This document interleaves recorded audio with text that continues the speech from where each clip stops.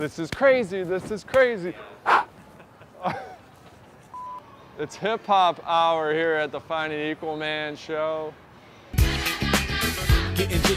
Thanksgiving cards is really all about thinking differently, and why I love it so much is that when you think about holiday cards, is it gets lost in the mail. Everyone is sending a holiday card, so you're not standing out. The second thing is it's appropriate. You're grateful. It's Thanksgiving. You're giving thanks to these partners, these friends, these family members. It's all around giving thanks. And also, you don't have to worry about, do they celebrate Hanukkah, Kwanzaa, Christmas? You don't have to worry about the religious aspect of it because it's a non-religious holiday. In that personal note, go the extra mile. Make it personal, meaning write something specific about that person or something you guys did together. One of the strengths that you can put in there, something that made you happy, that you're grateful for having that person in your life. So I hope you enjoyed us going more in depth on Thanksgiving cards. I know it sounds absurd, but really that's a metaphor for one, how do you work harder than the next person? That's a lot of time. It's hours and hours of time to send out these cards, but it matters. It's personalized. It's developing those relationships.